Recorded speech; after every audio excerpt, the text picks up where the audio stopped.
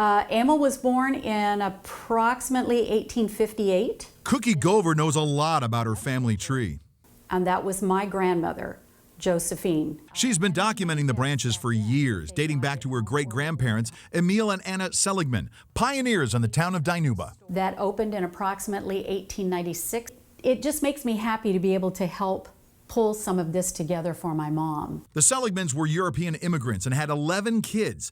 Little Carl Seligman was born in 1897 but died less than 7 months later. Cookie hasn't found any family photos yet that include Carl. In fact, a faded picture of his tombstone was once the only record of his existence. He was buried in the Travers Cemetery a few miles from Dinuba, where he remained for more than half a century. Until the early 60s, his younger sisters were notified the gravesite was being moved, and they needed permission to remove Carl, and it was the last time anyone saw him. We don't know. We don't even know that his remains were removed. They may still be there. But the tombstone was gone, missing for decades.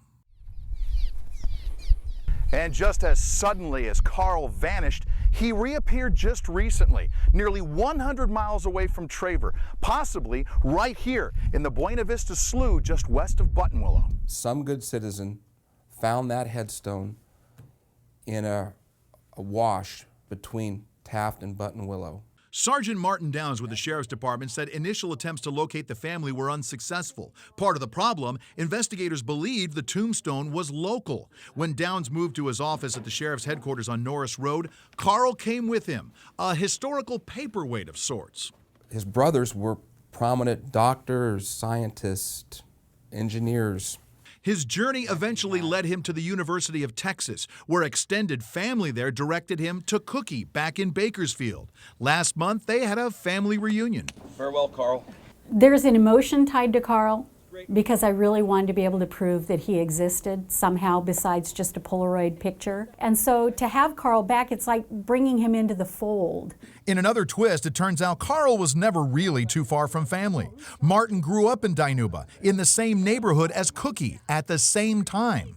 I used to play baseball with the boys on her side of the street, so the names, we are neighbors. I mean, we were neighbors. And if that wasn't enough, Cookie recently discovered this official death certificate tucked away inside a Bible that belonged to Carl's sister, Helen. It would have been nice to be reunited with him before some of his siblings passed away, but we're talking about a generation that's gone. For now, Carl is home with Cookie, being kept with other mementos that her husband Brent has collected over the years. Plans are now in the works to lay Carl to rest again, this time at Smith Mountain Cemetery in Dinuba, where his parents, Emil and Anna, are buried.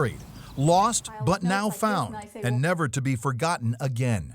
Mike Hart, 23 ABC.